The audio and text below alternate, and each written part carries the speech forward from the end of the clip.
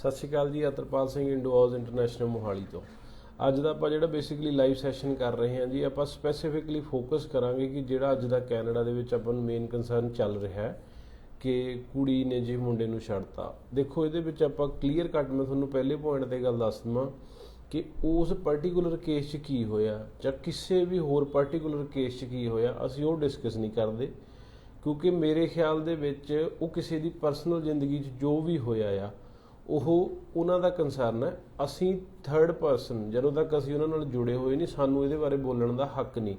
ਕੋਈ ਵੀ ਬੰਦਾ ਹੈ ਜਿਹੜਾ ਉਹਨੂੰ ਮੇਰੇ ਖਿਆਲ 'ਚ ਕਿਸੇ ਦੀ ਵੀ ਪਰਸਨਲ ਜ਼ਿੰਦਗੀ 'ਚ ਬੋਲਣ ਦਾ ਹੱਕ ਨਹੀਂ ਹੈਗਾ। ਹਾਂ, ਮੁੰਡਾ ਗਲਤ ਹੈ, ਕੁੜੀ ਗਲਤ ਹੈ, ਰੱਬ ਜਾਣਦਾ, ਉਹ ਪਰਿਵਾਰ ਜਾਣਦੇ ਨੇ, ਜਾਂ ਜੋ ਇਹਦੀ ਕੋਈ ਵੀ ਇਨਵੈਸਟੀਗੇਸ਼ਨ ਹੁੰਦੀ ਆ ਉਹ ਦੱਸਣਗੇ। ਅਸੀਂ ਉਸ ਚੀਜ਼ ਦੇ ਵਿੱਚ ਨਹੀਂ, ਅਸੀਂ ਉਸ ਚੀਜ਼ 'ਚ ਨਹੀਂ ਬਣਾਂਗੇ। ਅਸੀਂ ਇਹਦੇ ਪੂਰੇ ਲਾਰਜਰ ਇਸ਼ੂ 'ਚ ਘੁਸਾਂਗੇ ਕਿ ਇਸ ਲਾਰਜਰ ਇਸ਼ੂ ਦੇ ਵਿੱਚ ਹੈ ਕੀ ਆ, ਕਿ ਇਹ ਗੱਲ ਹੋ ਕਿਉਂ ਰਹੀ ਆ, ਕਿ ਇੱਦਾਂ ਮੁੰਡਿਆਂ ਨਾਲ ਹੋ ਕੀ ਰਿਹਾ ਤੇ ਇਸ ਤੋਂ ਬਚਣ ਦਾ ਤਰੀਕਾ ਕੀ ਆ।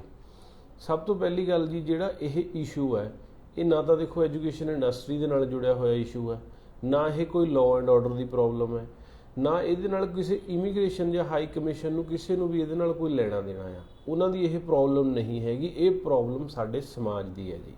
ਇਹ ਸਾਡਾ ਨਾ ਤਾਂ ਇਹਦੇ ਨਾਲ ਕਿਸੇ ਕਾਨੂੰਨੀ ਤੌਰ 'ਤੇ ਕੋਈ ਦਿੱਕਤ ਆਉਂਦੀ ਆ, ਲੀਗਲ ਮੈਰਿਜ ਹੁੰਦੀ ਆ, ਬਾਅਦ 'ਚ ਉਹਨਾਂ 'ਚ ਕੀ ਡਿਫਰੈਂਸਿਸ ਆਉਂਦੇ ਨੇ ਰੱਬ ਹੀ ਜਾਣਦਾ ਜੀ। ਹੁਣ ਇਸ ਪ੍ਰੋਬਲਮ ਦਾ ਸਲਿਊਸ਼ਨ ਕੀ ਆ? ਸਭ ਤੋਂ ਵੱਡੀ ਗੱਲ ਕਿ ਇਹਦੇ ਵਿੱਚ ਸਭ ਤੋਂ ਜ਼ਿਆਦਾ ਜਿਹੜੇ ਬੰਦੇ ਫਸਦੇ ਨੇ ਉਹ ਕੌਣ ਨੇ? ਇਹਦੇ ਵਿੱਚ ਜ਼ਿਆਦਾਤਰ ਆਪਾਂ ਦੇਖਣ 'ਚ ਆਇਆ ਮੁੰਡੇ ਨੇ, ਬਹੁਤ ਘੱਟ ਕੇਸਿਸ ਨੇ ਜਿਹਦੇ ਵਿੱਚ ਕੁੜੀਆਂ ਇਸ ਚੀਜ਼ ਦਾ ਸ਼ਿਕਾਰ ਹੋਈਆਂ ਨੇ। ਅਸੀਂ ਕਿਸੇ ਨੂੰ ਸਹੀ ਜਾਂ ਗਲਤ ਨਹੀਂ ਠਹਿਰਾ ਰਹੇ, ਕਿਉਂਕਿ ਜੱਜਮੈਂਟ ਪਾਸ ਕਰਨਾ ਸਾਡਾ ਕੰਮ ਨਹੀਂ ਹੈਗਾ ਜੀ, ਉਹ ਕੋਰਟਾਂ ਦਾ ਕੰਮ ਹੁੰਦਾ, ਉਹ ਕਰਨ ਜ਼ਿਆਦਾ ਵਧੀਆ। ਹੁਣ ਇਹਦੇ 'ਚ ਹੁੰਦਾ ਕੀ ਹੈ ਜੀ ਕਿ ਕੁੜੀ ਨੇ ਵਿਆਹ ਕਰਵਾ ਲਿਆ, ਮੁੰਡੇ ਨੇ ਵਿਆਹ ਕਰਵਾਇਆ ਕੁੜੀ ਨਾਲ, ਮੁੰਡਾ 21 ਸਾਲਾਂ ਦਾ, ਕੁੜੀ 18 ਸਾਲਾਂ ਦੀ ਜੀ। ਵਿਆਹ ਕਰਾਇਆ ਜੀ, ਤੁਸੀਂ ਅਸੀਂ ਕੁੜੀ ਦੇ ਪੈਸੇ ਲਾਉਂਦੇ ਹਾਂ ਜੀ, ਸਾਡਾ ਮੁੰਡਾ ਨਾਲ ਚਲਾ ਜਾਊਗਾ। ਬਹੁਤ ਕੇਸਾਂ ਦੇ ਵਿੱਚ ਅਸੀਂ ਦੇਖਿਆ ਇਹ ਚੀਜ਼ ਸਕਸੈਸ ਵੀ ਹੋ ਜਾਂਦੀ ਆ, ਬਾਹਰ ਵੀ ਚਲੇ ਜਾਂਦੇ ਨੇ, ਸਾਰਾ ਕੁਝ ਹੋ ਜਾਂਦਾ ਹੈ। ਜਿਹੜੇ ਕੇਸਾਂ ਦੇ ਵਿੱਚ ਇਹ ਦਿੱਕਤ ਆਉਂਦੀ ਹੈ ਉਹਦੇ ਵਿੱਚ ਉਹਨਾਂ ਚੀਜ਼ਾਂ ਦੇ ਵਿੱਚ ਸਾਨੂੰ ਕੀ ਕਰਨਾ ਚਾਹੀਦਾ? ਹੁਣ ਦੇਖੋ ਕੀ ਚੀਜ਼ ਹੈ ਇਹਦੇ ਵਿੱਚ। ਮੁੰਡੇ ਨੇ ਕੁੜੀ ਨਾਲ ਵਿਆਹ ਕਰਵਾਇਆ, ਪੈਸੇ ਲਾਏ ਤੇ ਕੁੜੀ ਨੂੰ ਭੇਜਤਾ ਵੀ। ਆਪਾਂ ਨੂੰ ਪਤਾ ਹੈ ਕਿ ਕੈਨੇਡਾ ਜਦੋਂ ਕੁੜੀ ਨੇ ਜਾਣਾ ਹੈ, ਮੁੰਡੇ ਦੀ ਐਪਲੀਕੇਸ਼ਨ ਬਾਅਦ 'ਚੋਂ ਲੱਗਣੀ ਹੈ। ਸਭ ਤੋਂ ਪਹਿਲੀ ਗੱਲ, ਹੁਣ ਇਸ ਮਸਲੇ ਦੇ ਵਿੱਚ ਜਿੰਨੇ ਵੀ ਏਜੰਟ ਇਹਦੇ 'ਤੇ ਬਿਆਨਬਾਜ਼ੀ ਕਰ ਰਹੇ ਨੇ, ਕਿਸੇ ਦੇ ਨਿੱਜੀ ਮਾਮਲੇ ਦੇ ਵਿੱਚ ਇਹ ਕਰ ਰਹੇ ਨੇ, ਦਖਲ ਅੰਦਾਜ਼ੀ ਕਰ ਰਹੇ ਨੇ ਕਿ ਤੁਹਾਨੂੰ ਉਹਨਾਂ ਨੇ ਕਦੇ ਦੱਸਿਆ ਵੀ ਸਪਾਊਸ ਵੀਜ਼ੇ ਦੀ ਰਿਕੁਆਇਰਮੈਂਟ ਕੀ ਆ? ਸਪਾਊਸ ਵੀਜ਼ੇ ਦੀ ਸਿੰਪਲ ਰਿਕੁਆਇਰਮੈਂਟ ਸੁਣ ਲਓ ਕਿ ਹੁੰਦੀ ਕੀ ਹੈ। ਜੇ ਤੁਹਾਡੀ ਵਾਈਫ ਕੈਨੇਡਾ ਪੜ੍ਹਨ ਜਾ ਰਹੀ ਹੈ ਅਤੇ ਤੁਸੀਂ ਚਾਹੁੰਦੇ ਹੋ ਕਿ ਬਾਅਦ 'ਚੋਂ ਤੁਹਾਨੂੰ ਵੀ ਵੀਜ਼ਾ ਮਿਲ ਜਾਵੇ, ਓਪਨ ਪਰਮਿਟ ਮਿਲ ਜਾਵੇ, ਉਹਦੀ ਰਿਕੁਆਇਰਮੈਂਟ ਕੀ ਆ? ਤੁਹਾਡੀ ਜਿਹੜੀ ਐਪਲੀਕੇਸ਼ਨ ਹੈ, ਤੁਹਾਡੀ ਜਿਹੜਾ ਜੌਬ ਪ੍ਰੋਫਾਈਲ ਹੈ, ਉਹ 9 ਕੈਟਾਗਰੀ A ਔਰ B ਦੇ ਵਿੱਚ ਫਾਲ ਕਰਨਾ ਚਾਹੀਦਾ। ਐਗਰੀਕਲਚਰ, ਡੇਅਰੀ ਫਾਰਮਿੰਗ, ਜਿੰਨੀ ਮਰਜ਼ੀ ਪ੍ਰੋਪਰਟੀ ਦਿਖਾ ਦਿਓ, ਤੁਹਾਨੂੰ ਕੋਈ ਵੀਜ਼ਾ ਨਹੀਂ ਮਿਲਣਾ ਹੈਗਾ। ਕੈਟਾਗਰੀ 9 A ਅਤੇ B ਦੇ ਵਿੱਚ ਹੀ ਤੁਹਾਨੂੰ ਵੀਜ਼ਾ ਮਿਲਣਾ ਆ। ਜਿੰਨੇ ਬੱਚਿਆਂ ਦੇ ਵੀਜ਼ੇ ਰਿਫਿਊਜ਼ ਹੋਏ ਨੇ ਉਹਨਾਂ ਨੂੰ ਪੁੱਛ ਕੇ ਦੇਖ ਲਓ ਕਿ ਉਹਨਾਂ ਨਾਲ ਕੀ ਹੋਇਆ ਆ। ਜਿੰਨੇ ਬੱਚਿਆਂ ਦੇ ਵੀਜ਼ੇ ਲੱਗੇ ਨੇ ਉਹਨਾਂ ਨੂੰ ਪੁੱਛ ਲਓ ਪ੍ਰੋਫਾਈਲ ਕੀ ਸੀ, ਕਿ ਤੁਸੀਂ ਕੀ ਡਾਕੂਮੈਂਟ ਲਾਏ ਸੀ ਕਿ ਤੁਹਾਡਾ ਵੀਜ਼ਾ ਆ ਗਿਆ। ਜਿੰਨੀ ਮਰਜ਼ੀ ਜੈਨੂਅਨ ਮੈਰਿਜ ਹੋਵੇ, ਵੀਜ਼ਾ ਨਹੀਂ ਮਿਲਦਾ ਜਦ ਤੱਕ ਤੁਸੀਂ 9 ਕੈਟਾਗਰੀ A ਜਾਂ B 'ਚ ਨਹੀਂ ਫਾਲ ਕਰਦੇ। ਜੇ ਕਿ ਤੁਸੀਂ ਡਾਕੂਮੈਂਟਾਂ ਦੀ ਗੱਲ ਕਰੀਏ ਵੀ 9 A ਜਾਂ B 'ਚ ਕੀ ਹੋਣਗੇ, ਤੁਹਾਡੀ ਗ੍ਰੈਜੂਏਸ਼ਨ, ਉਹਦੇ ਰੈਲੇਵੈਂਟ ਤੁਹਾਡੀ job, salary, account, proper record ਜੇ ਤੁਸੀਂ ਲਾਓਗੇ ਤਾਂ ਓਪਨ ਪਰਮਿਟ ਮਿਲਣਾ ਆ। ਨਹੀਂ 2 ਸਾਲ ਦੀ ਪੜ੍ਹਾਈ ਤੁਹਾਡੀ ਵਾਈਫ ਨੇ ਕਰਨੀ ਆ, ਉਸ ਤੋਂ ਬਾਅਦ ਤੁਹਾਨੂੰ ਵਰਕ ਪਰਮਿਟ ਮਿਲਣਾ ਹੈ, ਉਸ ਤੋਂ ਬਾਅਦ ਤੁਹਾਡੀ ਵਾਈਫ ਨੂੰ ਵਰਕ ਪਰਮਿਟ ਮਿਲਣਾ, ਫਿਰ ਜਾ ਕੇ ਤੁਹਾਨੂੰ ਓਪਨ ਪਰਮਿਟ ਮਿਲਣਾ ਆ। ਜਿੰਨੀ ਦੇਰ ਉਹ ਪੜ੍ਹ ਰਹੇ ਨੇ ਕਿਸੇ ਨੂੰ ਕੋਈ ਵੀਜ਼ਾ ਨਹੀਂ ਮਿਲਣਾ ਹੈਗਾ। ਸੋ ਜੇ ਅੱਗੇ ਤੋਂ ਤੁਸੀਂ ਵਿਚਾਰ ਕਰ ਰਹੇ ਹੋ ਕਿ ਜੀ ਤੁਸੀਂ ਪਿੰਡ ਵਾਲੀ ਕੁੜੀ ਨਾਲ ਵਿਆਹ ਕਰਾ ਕੇ ਬਾਹਰ ਜਾਣੇ ਬਾਰੇ ਸੋਚ ਰਹੇ ਹੋ, ਤਾਂ ਪਿੰਡ ਵਾਲੀ ਕੁੜੀ ਦੇ ਕਾਗਜ਼ਾਂ ਨਾਲੋਂ ਪਹਿਲਾਂ ਆਪਣੇ ਕਾਗਜ਼ਾਂ ਵੱਲ ਝੱਕ ਮਾਰੋ ਕਿ ਤੁਹਾਡੇ ਕੋਲੋਂ ਕਾਗਜ਼ ਹੈਗੇ ਨੇ ਜਾਂ ਨਹੀਂ।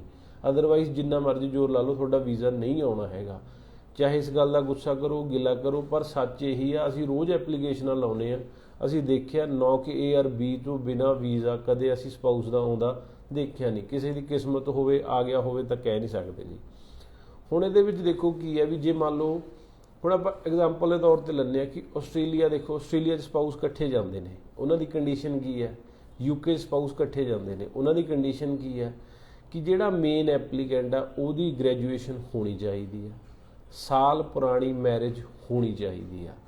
ਅੱਜ ਕੈਨੇਡਾ ਨੂੰ ਕਿਹੜਾ ਬੱਚਾ ਜਾ ਰਿਹਾ ਹੈ? ਕੁੜੀਆਂ 19 ਸਾਲ ਦਾ ਬਹੁਤ ਰੇਅਰ ਕੇਸ ਹੁੰਦੇ, ਮੋਸਟ ਆਫ ਦੀ ਕੁੜੀਆਂ ਨੇ ਜਿਹੜੀਆਂ ਉਹ 18 ਸਾਲ ਦੀਆਂ ਹੁੰਦੀਆਂ ਨੇ। ਬਟ ਜਿਹੜਾ ਬੱਚਾ ਆਸਟ੍ਰੇਲੀਆ ਜਾ ਰਿਹਾ ਆਪਣੇ ਸਪਾਊਸ ਦੇ ਨਾਲ, ਉਹ 21 ਸਾਲਾਂ ਦਾ ਘੱਟੋ ਘੱਟ ਹੁੰਦਾ ਹੈ। 21 ਤੋਂ 22 ਸਾਲ ਦੀ ਏਜ ਉਹਦੀ ਘੱਟੋ ਘੱਟ ਹੁੰਦੀ ਆ। 18 ਸਾਲ ਵਾਲੇ ਬੱਚੇ ਦਾ ਮੈਚੋਰਿਟੀ ਲੈਵਲ ਕਿੱਥੇ ਹੁੰਦਾ ਤੇ 21 ਵਾਲੇ ਦਾ ਕਿੱਥੇ ਹੁੰਦਾ, ਆਪਾਂ ਨੂੰ ਸਭ ਨੂੰ ਪਤਾ। ਬੇਸ਼ੱਕ ਡਿਗਰੀ ਕੋਈ ਮੈਚੋਰਿਟੀ ਦੀ ਗਰੰਟੀ ਨਹੀਂ ਕਰਦੀ ਕਿ ਤੁਸੀਂ ਜੇ ਡਿਗਰੀ ਕਰ ਲਈ ਤੁਸੀਂ ਮੈਚੋਰ ਹੋ ਗਏ, ਨਹੀਂ। ਪਰ ਤੁਸੀਂ ਆਪਣੇ ਘਰ ਤੋਂ 3 ਸਾਲ ਲਗਾਤਾਰ ਬਾਹਰ ਰਹੇ ਹੋ, ਪੜ੍ਹੇ ਹੋ, ਤੁਸੀਂ ਲੋਕਾਂ 'ਚ ਵਿਚ ਰਹੇ ਹੋ, ਮਤਲਬੀ ਲੋਕ, ਚੰਗੇ ਮਾੜੇ ਹਰੇਕ ਤਰ੍ਹਾਂ ਦੇ ਲੋਕਾਂ ਨਾਲ ਵਿਚ ਰਹੇ ਹੋ, ਤੁਹਾਡਾ ਮੈਂਟਲ ਲੈਵਲ ਹੈ ਜਿਹੜਾ ਉਹ ਗਰੋ ਕਰਦਾ ਆ। ਇਹੀ ਸਭ ਤੋਂ ਵੱਡਾ ਕਾਰਨ ਸੀ ਜਦੋਂ ਆਸਟ੍ਰੇਲੀਆ ਨੇ ਕੰਡੀਸ਼ਨ ਰੱਖੀ ਸੀ ਕਿ ਜੇ ਤੁਸੀਂ ਸਪਾਊਸ ਦੇ ਨਾਲ ਜਾਣਾ ਚਾਹੁੰਦੇ ਹੋ, ਤੁਹਾਡੀ ਗ੍ਰੈਜੂਏਸ਼ਨ ਕੀਤੀ ਹੋਣੀ ਚਾਹੀਦੀ ਆ, ਸਾਲ ਪੁਰਾਣਾ ਵਿਆਹ ਹੋਣਾ ਚਾਹੀਦਾ ਆ, ਕਿਉਂਕਿ ਉੱਥੇ ਵੀ ਬਹੁਤ ਜ਼ਿਆਦਾ ਕੰਟਰੈਕਟ ਮੈਰਿਜਸ ਦੇ ਕੇਸ ਆਸਟ੍ਰੇਲੀਆ ਨੇ ਪਹਿਲਾਂ ਫੜ ਲਏ ਸੀਗੇ ਜੀ। ਤਾਂ ਉਹਨਾਂ ਨੇ ਇਹ ਚੀਜ਼ ਅਵੋਇਡ ਕਰਨ ਲਈ ਇਹ ਚੀਜ਼ ਕੀਤੀ। ਯੂਕੇ ਤੋਂ ਸਾਡੇ ਪੰਜਾਬ ਤੋਂ ਕਿੰਨੇ ਸਾਲ ਪਹਿਲਾਂ ਤੋਂ ਮਾਈਗ੍ਰੇਸ਼ਨ ਹੋ ਰਹੀ ਆ, ਜਦੋਂ ਇਸ ਇੰਡਸਟਰੀ ਦਾ ਕੋਈ ਵਜੂਦ ਨਹੀਂ ਸੀ ਉਦੋਂ ਤੋਂ ਯੂਕੇ ਦੀ ਮਾਈਗ੍ਰੇਸ਼ਨ ਹੋ ਰਹੀ ਆ। ਤਾਂ ਉਦੋਂ ਵੀ ਉਹਨਾਂ ਨੇ ਵੀ ਇਹ ਚੀਜ਼ਾਂ ਦੇਖੀਆਂ ਹੋਈਆਂ ਨੇ ਕਿ ਕੰਟਰੈਕਟ ਮੈਰਿਜ ਕੀ ਹੁੰਦੀ ਹੈ, ਦੁਨੀਆ ਦੇ ਕਿਹੜੇ ਖਿੱਤੇ 'ਚੋਂ ਕਿਹੋ ਜਿਹੇ ਲੋਕ ਆਉਂਦੇ ਨੇ, ਕਿਹੋ ਜਿਹੇ ਕਾਗਜ਼ ਲਾ ਕੇ ਆਉਂਦੇ ਨੇ। ਸੋ ਇਹ ਚੀਜ਼ ਤੁਸੀਂ ਸੋਚੋ ਵੀ ਕੁੜੀ ਦੇ ਜੇ 6 ਬੈਂਡ ਹੈਗੇ ਨੇ, ਉਹਦੇ 70% ਨੰਬਰ ਹੈਗੇ ਨੇ, ਤਾਂ ਉਹਦੇ ਪ੍ਰੋਫਾਈਲ ਤੁਹਾਡੇ ਵੀਜ਼ੇ ਦੀ ਗਰੰਟੀ ਨਹੀਂ ਕਰਦਾ। ਤੁਹਾਡਾ ਵੀਜ਼ਾ ਤੁਹਾਡੇ ਕਾਗਜ਼ਾਂ 'ਤੇ ਆਉਣਾ ਹੈ। ਜੇ ਕਾਗਜ਼ ਹੈਗੇ ਨੇ ਤਾਂ ਇਹ ਸਟੈਪ ਪੱਟੋ, ਨਹੀਂ ਨਾ ਪੱਟੋ। ਹੁਣ ਸਭ ਤੋਂ ਵੱਡੀ ਗੱਲ ਕਿ ਮੁੰਡੇ ਕੁੜੀਆਂ ਨਾਲ ਵਿਆਹ ਕਰਾ ਕੇ ਬਾਹਰ ਜਾਣ ਲਈ ਕਿਉਂ ਤੁਰਦੇ ਨੇ? ਸਭ ਤੋਂ ਵੱਡੀ ਸਵਾਲ ਕਿਉਂਕਿ ਜੀ ਸਾਡੇ 6 ਇੰਚ ਨਹੀਂ ਆਏ, ਸਾਡੇ 1 'ਚ 5.5 ਰਹਿ ਗਏ, 2 'ਚ 5 ਰਹਿ ਗਏ, ਜਾਂ ਸਾਡੇ ਓਵਰਆਲ 5.5 ਰਹਿ ਗਏ। 100 ਦੇ ਵਿੱਚੋਂ 2 ਜਾਂ 4 ਕੇਸ ਇੱਦਾਂ ਦੇ ਹੁੰਦੇ ਨੇ ਜਿੱਥੇ ਬੱਚੇ ਦੇ 5.5 ਬੈਂਡ ਵੀ ਨਹੀਂ ਆਉਂਦੇ, ਅਦਰਵਾਈਜ਼ ਸਾਰੇ 5.5 ਬੈਂਡ ਲੈ ਜਾਂਦੇ ਨੇ। ਹੁਣ ਕਹਾਣੀ ਦੇਖੋ ਸਿੰਪਲ ਹੋ ਗਈ, ਤੁਸੀਂ ਕੁੜੀ ਨਾਲ ਵਿਆਹ ਕਰਾਇਆ, ਤੁਹਾਡੇ ਕੋਲ ਗ੍ਰੈਜੂਏਸ਼ਨ ਨਹੀਂ ਹੈਗੀ, 2 ਸਾਲ ਤੁਸੀਂ ਵੇਟ ਕਰਨਾ ਹੈ, ਕੁੜੀ ਨੂੰ ਵਰਕ ਪਰਮਿਟ ਮਿਲਣਾ, ਉਸ ਤੋਂ ਬਾਅਦ ਜਾ ਕੇ ਤੁਹਾਡੀ ਐਪਲੀਕੇਸ਼ਨ ਲੱਗਣੀ ਹੈ। ਘੱਟੋ ਘੱਟ 2.5 ਤੋਂ 3 ਸਾਲ ਦਾ ਗੈਪ ਹੋ ਗਿਆ। ਉਸ ਗੈਪ ਤੋਂ ਬਾਅਦ ਵੀ ਫਿਰ ਵੀ ਤੁਸੀਂ ਰਿਲਾਇੰਟ ਹੋ ਕਿ ਤੁਹਾਨੂੰ ਕੁੜੀ ਡਾਕੂਮੈਂਟ ਭੇਜੂਗੀ ਤਾਂ ਤੁਸੀਂ ਤੁਹਾਡੀ ਜਾ ਕੇ ਐਪਲੀਕੇਸ਼ਨ ਪੁੱਟ ਅਪ ਹੋਊਗੀ, ਤਾਂ ਤੁਹਾਨੂੰ ਵੀਜ਼ਾ ਮਿਲੂਗਾ। ਹੁਣ ਇਸ ਚੀਜ਼ ਤੋਂ ਬਚਣ ਲਈ ਤੁਸੀਂ ਕੀ ਕਰ ਸਕਦੇ ਹੋ? ਤੁਸੀਂ ਘੱਟੋ ਘੱਟ ਜੇ ਆਪਾਂ ਅੱਜ ਦੀ ਡੇਟ 'ਚ ਕੈਨੇਡਾ ਕਿਸੇ ਬੱਚੇ ਨੂੰ ਭੇਜਣਾ, ਉਹਦੀ ਸਾਲ ਦੀ fee, GIC ticket, embassy fee, medical ਪਾ ਕੇ 20 ਲੱਖ ਰੁਪਏ ਦੇ ਥੱਲੇ ਖੜਾ ਛੁੱਟਦਾ ਨਹੀਂ ਹੈਗਾ ਜੀ। ਤੁਸੀਂ ਕੰਮ ਕਰੋ, ਤੁਸੀਂ ਕੁੜੀਆਂ ਵਾਲੇ ਵਿਆਹ ਦਾ ਆਪਸ਼ਨ ਛੱਡ ਦਿਓ। ਤੁਹਾਡੇ 5.5 ਬੈਂਡ ਆਏ ਨੇ, ਤੁਸੀਂ 5.5 ਬੈਂਡ ਦੇ ਹੀ ਤੁਸੀਂ ਕੈਨੇਡਾ ਜਾ ਸਕਦੇ ਹੋ। ਕਿੱਦਾਂ? ਸਬਰ ਦੇ ਨਾਲ। ITI 'ਚ ਐਡਮਿਸ਼ਨ ਲਓ, ਪੋਲੀਟੈਕਨਿਕ ਕਾਲਜਾਂ 'ਚ ਐਡਮਿਸ਼ਨ ਲਓ, ਉੱਥੇ ਡਿਪਲੋਮਾ ਕਰੋ, ਡਿਪਲੋਮੇ ਦੇ ਬਾਅਦ ਐਕਸਪੀਰੀਅੰਸ ਗੇਨ ਕਰੋ, 1 ਸਾਲ ਦਾ, 2 ਸਾਲ ਦਾ। ਪੋਲੀਟੈਕਨਿਕ 'ਚ ਤਾਂ ਘੱਟੋ ਘੱਟ 2 ਸਾਲ ਦਾ ਡਿਪਲੋਮਾ, ITI 'ਚ ਤੁਹਾਨੂੰ ਸਾਲ ਦਾ ਵੀ ਮਿਲ ਜਾਂਦਾ, 2 ਸਾਲ ਦਾ ਵੀ ਮਿਲ ਜਾਂਦਾ। ਉਸ ਤੋਂ ਬਾਅਦ 2 ਸਾਲ ਦਾ ਤੁਸੀਂ ਐਕਸਪੀਰੀਅੰਸ ਲਓ। 4 ਸਾਲ ਤੁਹਾਡੇ ਇੱਥੇ ਲੰਘ ਗਏ ਜੀ, 3 ਸਾਲ ਤੁਹਾਨੂੰ ਉੱਥੇ ਲੱਗੇ ਸੀ, 2.5 ਤੋਂ 3 ਸਾਲ। ਫਰਕ ਕੀ ਪਿਆ? 1 ਸਾਲ ਦਾ। 5.5 ਬੈਂਡ ਤੁਸੀਂ +2 ਤੋਂ ਬਾਅਦ ਵੀ ਲੈ ਲਏ ਸੀ, ITI ਤੋਂ ਬਾਅਦ ਤਾਂ ਤੁਸੀਂ 6 ਲੈ ਹੀ ਲਓਗੇ, ਪੋਲੀਟੈਕਨਿਕ ਤੋਂ ਬਾਅਦ 6 ਲੈ ਹੀ ਲਓਗੇ। ਫਿਰ ਵੀ ਚਲੋ ਆਪਾਂ ਪੜ੍ਹਾਈ ਵੀ ਕਰ ਲਈ, ਐਕਸਪੀਰੀਅੰਸ ਵੀ ਲੈ ਲਿਆ, ਹੁਣ ਸਾਡੇ ਕੋਲ ਆਪਸ਼ਨ ਕੀ ਆ? ਆਪਸ਼ਨ ਸਾਡੇ ਕੋਲ LMI ਆ, ਜੌਬ ਆਫਰ ਹੈ, ਵਰਕ ਪਰਮਿਟ ਹੈ, ਜਿਹਦੇ 'ਚ ਪੇਮੈਂਟ ਵੀ ਤੁਸੀਂ ਉਦੋਂ ਦੇਣੀ ਹੁੰਦੀ ਹੈ ਜਦੋਂ ਤੁਹਾਡਾ ਵੀਜ਼ਾ ਲੱਗ ਜਾਂਦਾ ਆ। ਕਿਉਂਕਿ ਕੋਈ ਵੀ ਇੰਪਲੋਇਰ ਹੈ ਜਿਹੜਾ, ਉਹ ਪਹਿਲਾਂ ਤਾਂ ਤੁਹਾਨੂੰ ਜੈਨੂਨ ਇੰਪਲੋਇਰ ਬਹੁਤ ਈਜ਼ੀਲੀ ਮਿਲ ਜਾਂਦਾ, ਕਿਉਂਕਿ ਤੁਹਾਡੇ ਕੋਲ ਉੱਥੇ ਤੁਹਾਡਾ ਕੋਈ ਨਾ ਕੋਈ ਕੈਨੇਡਾ 'ਚ ਰਿਸ਼ਤੇਦਾਰ ਬੈਠਾ ਆ ਜਿਹੜਾ ਤੁਹਾਨੂੰ ਮਕੈਨਿਕ ਦੀ, ਫੂਡ ਸੁਪਰਵਾਈਜ਼ਰ ਦੀ, ਕੁੱਕ ਦੀ, ਸ਼ੈਫ ਦੀ, ਕਿਸੇ ਨਾ ਕਿਸੇ ਤਰ੍ਹਾਂ ਦੀ LMI ਜਾਂ ਜੌਬ ਆਫਰ ਅਰੇਂਜ ਕਰਾ ਕੇ ਦੇ ਸਕਦਾ। $5000 ਇਹਦਾ ਸਾਰਾ ਸਰਕਾਰੀ ਖਰਚਾ ਹੁੰਦਾ ਜੀ। ਉਹ ਤੁਸੀਂ ਉੱਥੋਂ ਲਓ। 2 ਸਾਲ ਦਾ ਤੁਹਾਡੇ ਕੋਲ ਐਕਸਪੀਰੀਅੰਸ ਹੈਗਾ, ਆਪਣੇ ਫੀਲਡ ਦੇ ਰੈਲੇਵੈਂਟ ਤੁਹਾਡੇ ਕੋਲ ਪੜ੍ਹਾਈ ਹੈਗੀ ਆ, ਤੁਸੀਂ ਆਪਣੇ ਦੇ ਪੈਸੇ ਲਾ ਕੇ ਚਲੇ ਜਾਓ। ਤੁਹਾਡੀ ਮੇਨ ਸਮੱਸਿਆ ਇਹੀ ਸੀ ਨਾ ਕਿ ਸਾਡੇ 6 ਇੰਚ ਨਹੀਂ ਆਏ ਹੈਗੇ ਜੀ, ਜਾਂ ਅਸੀਂ ਇਸ ਤੋਂ ਘੱਟ ਬੈਂਡਾਂ ਦੇ ਫਾਈਲ ਲਾਈ ਸੀ ਕਿ ਸਾਡਾ ਵੀਜ਼ਾ ਰਿਫਿਊਜ਼ ਹੋ ਗਿਆ। 5.5 ਬੈਂਡ ਦੇ ਵੀਜ਼ਾ ਲੈ ਲਓ, 4 ਸਾਲ ਲੈ ਲਓ, 3 ਸਾਲ ਤੁਸੀਂ ਵੈਸੇ ਵੀ ਤਾਂ ਇੱਥੋਂ ਪੈਸੇ ਲਾਏ, 3 ਸਾਲ ਤੁਸੀਂ ਇੱਥੇ ਵੀ ਤਾਂ ਵੇਟ ਕਰਿਓ। ਸਿੰਪਲ ਜੀ ਬਿਜ਼ਨਸ ਪੁਆਇੰਟ ਆਫ ਵਿਊ ਤੇ ਗੱਲ ਸੋਚ ਲਓ। ਜ਼ਿਮੀਂਦਾਰ ਭਰਾ ਨੇ ਸਾਰੇ, ਇਹਨਾਂ ਨੂੰ ਸਭ ਨੂੰ ਪਤਾ ਹੀ ਹੁੰਦਾ ਵੀ ਆੜ੍ਹਤੀ ਦਾ ਵਿਆਜ ਕੀ ਹੁੰਦਾ। ਤੁਸੀਂ 20 ਲੱਖ ਰੁਪਈਆ ਚਾਹੇ ਆਪਣੀ ਲਿਮਟ ਚੱਕ ਕੇ ਲਾਇਆ, ਚਾਹੇ ਆੜ੍ਹਤੀ ਤੋਂ ਫੜ ਕੇ ਲਾਇਆ, ਉਹਦਾ ਰੁਪਈਆ 1.25 ਰੁਪਈਏ ਨੂੰ ਤੁਸੀਂ ਵਿਆਜ ਹੀ ਲਾ ਲਓ। 250 3 ਸਾਲ ਬਾਅਦ ਤੁਸੀਂ ਉੱਥੇ ਪਹੁੰਚਣਾ, 3 ਸਾਲ ਦਾ ਵਿਆਜ ਲਾ ਲਓ, 2 ਰੁਪਈਏ ਸੈਂਕੜੇ ਨੂੰ ਜੇ ਵਿਆਜ ਦੀ ਰਕਮ ਹੋਵੇ, 4 ਸਾਲ 'ਚ ਰਕਮ ਦੁੱਗਣੀ ਹੋ ਜਾਂਦੀ ਆ।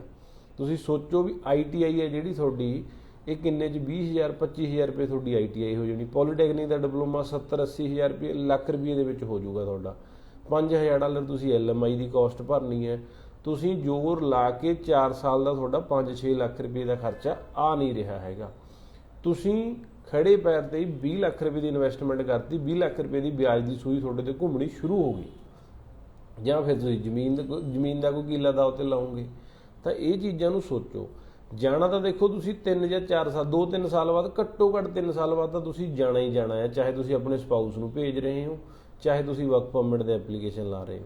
ਤਾਂ ਉਹਦੇ ਨਾਲੋਂ ਚੰਗਾ ਇਨਵੈਸਟਮੈਂਟ ਆਪਣੇ ਆਪ 'ਤੇ ਕਰੋ, ਕਿਸੇ 'ਤੇ ਕਿਉਂ ਕਰ ਰਹੇ ਹੋ। BA ਦੀ ਡਿਗਰੀ ਤੁਰਦੇ ਫਿਰਦੇ ਕਾਲਜਾਂ 'ਚ ਹੋ ਜਾਂਦੀ ਆ।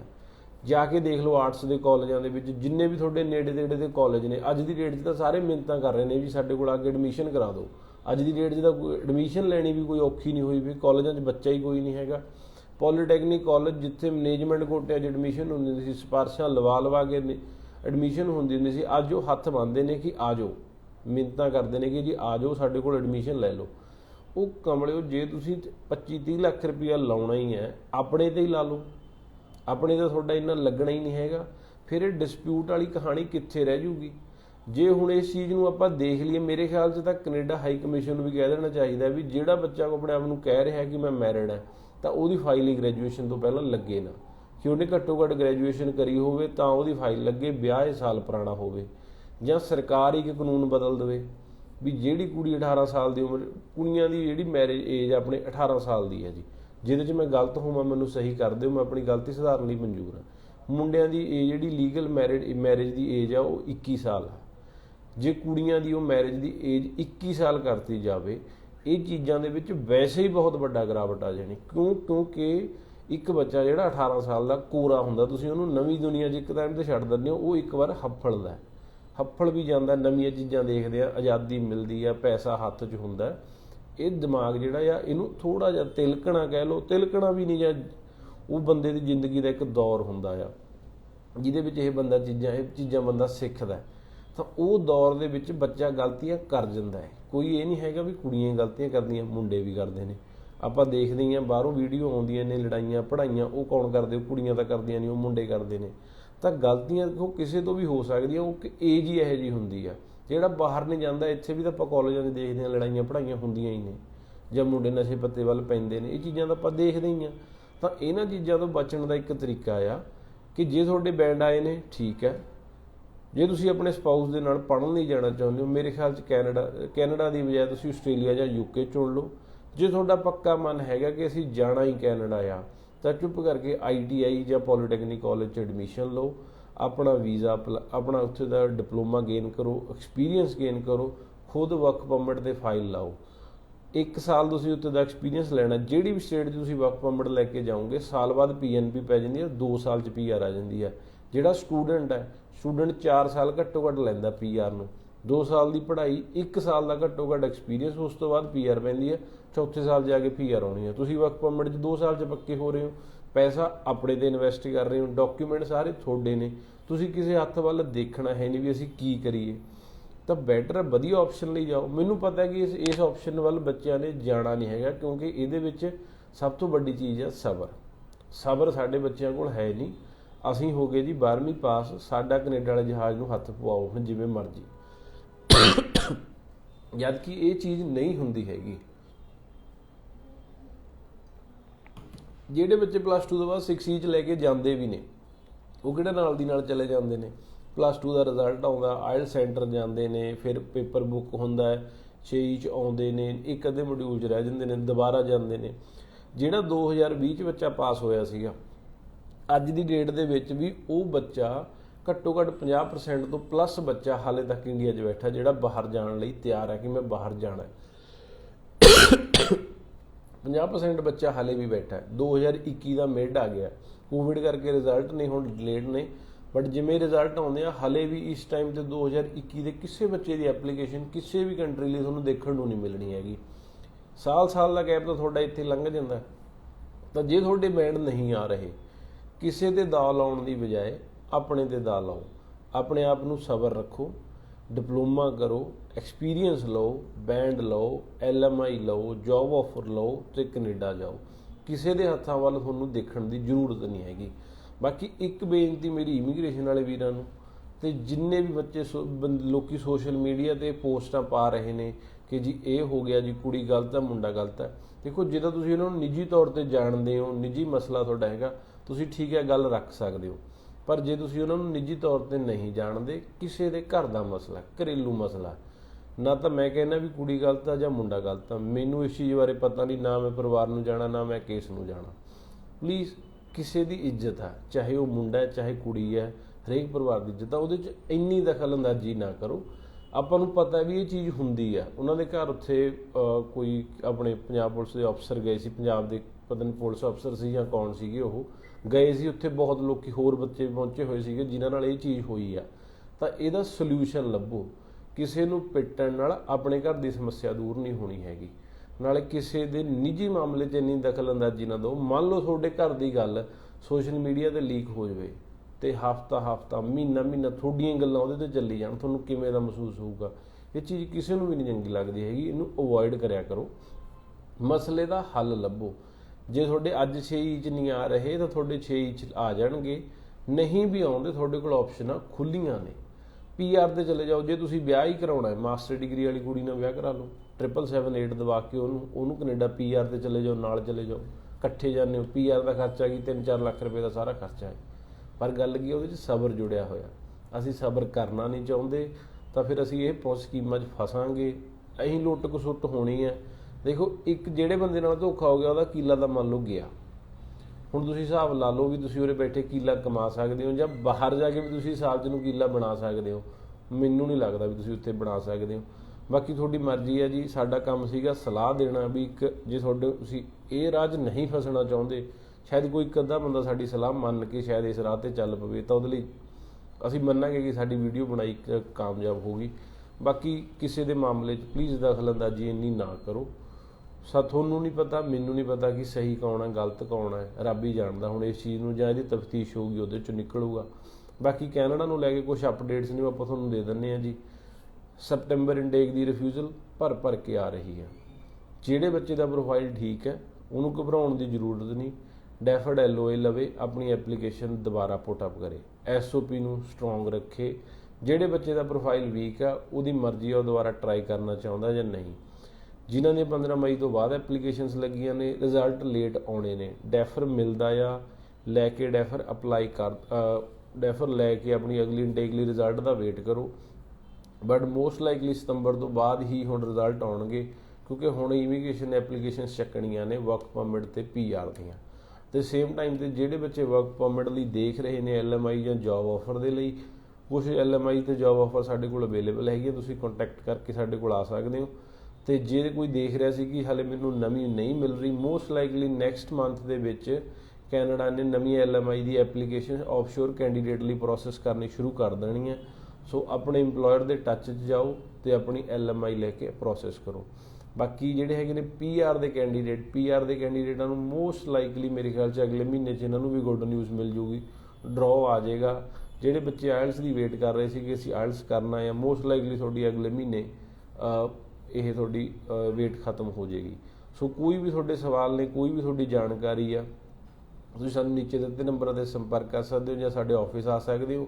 ਬਾਕੀ ਇਸ ਮਾਮਲੇ ਦੇ ਵਿੱਚ ਮੇਰਾ ਤਾਂ ਇਹੀ ਮੰਨਣਾ ਸੀਗਾ ਕਿ ਆਪਾਂ ਕਿਸੇ ਦੇ ਨਿੱਜੀ ਮਾਮਲੇ 'ਚ ਨਾ ਫਸੀਏ। ਕੋਈ ਬੰਦੇ ਨੂੰ ਮੇਰੀ ਗੱਲ ਬੁਰੀ ਲੱਗੀ ਹੋਵੇ ਤਾਂ ਮੈਂ ਹੱਥ ਜੋੜ ਕੇ ਮਾਫੀ ਮੰਗਦਾ, ਪਰ ਸਾਡਾ ਕੰਮ ਹੈ ਜੀ ਸਲਾਹ ਦੇਣਾ। ਕਿਉਂਕਿ ਮੁੜ ਕੇ ਤੁਸੀਂ ਇਹ ਤੁਹਾਡਾ ਹੀ ਇਹਦੇ 'ਚ ਦੇਖੋ ਫਾਇਦਾ, ਸਾਨੂੰ ਕੋਈ ਫਰਕ ਨਹੀਂ। ਤੁਸੀਂ ਸਾਡੇ ਕੋਲ ਆ ਜਾਓਗੇ ਡਾਕੂਮੈਂਟ ਲੈ ਕੇ, ਅਸੀਂ ਐਪਲੀਕੇਸ਼ਨ ਲਾ ਦੇਣੀ, ਅਸੀਂ ਆਪਣੀ ਐਪਲੀਕੇਸ਼ਨ ਫੀਸ ਲੈ ਲੈਣੀ, ਨੁਕਸਾਨ ਤੁਹਾਡਾ ਹੋਣਾ। ਅਸੀਂ ਤੁਹਾਨੂੰ ਸਲਾਹ ਦੇ ਦਾਂਗੇ ਜਾਂ ਅਸੀਂ ਤੁਹਾਨੂੰ ਕਹਿ ਦਾਂਗੇ ਵੀ ਤੁਹਾਡਾ ਇਹ ਪ੍ਰੋਫਾਈਲ 'ਤੇ ਤੁਹਾਡਾ ਵੀਜ਼ੇ ਆਉਣ ਦੇ ਚਾਂਸ ਨਹੀਂ ਹੈਗੇ, ਤਾਂ ਤੁਸੀਂ ਉਸ ਬੰਦੇ ਕੋਲ ਚਲੇ ਜਾਓਗੇ ਜਿਹੜਾ ਕਹੂਗਾ ਜੀ ਹਾਂਜੀ ਤੁਹਾਡੀ ਅਸੀਂ ਵੀਜ਼ਾ ਕਢਾ ਕੇ ਦੇਵਾਂਗੇ, ਬਟ 2 ਮਹੀਨੇ ਬਾਅਦ ਉਹ ਵੀ ਤੁਹਾਡੇ ਹੱਥ 'ਚ ਰਿਫਿਊਜ਼ਲ ਲੈਟਰ ਫੜਾ ਦੂਗਾ। ਸੋ ਸੱਚ ਸੁਣਨ ਨੂੰ ਤਿਆਰ ਰਹੋ ਥੋੜ੍ਹੇ ਜਿਹੇ, ਤੇ ਆਪਣੇ ਆਪ 'ਤੇ ਕੰਮ ਕਰੋ, ਕਿਸੇ ਦੇ ਹੱਥਾਂ ਵੱਲ ਨਾ ਦੇਖੋ। ਸੋ ਅੱਜ ਦਾ ਇਹ ਲਾਈਵ ਸੈਸ਼ਨ ਸੀਗਾ ਜੀ। ਤੁਹਾਡਾ ਸਮਾਂ ਦੇਣ ਲਈ ਧੰਨਵਾਦ।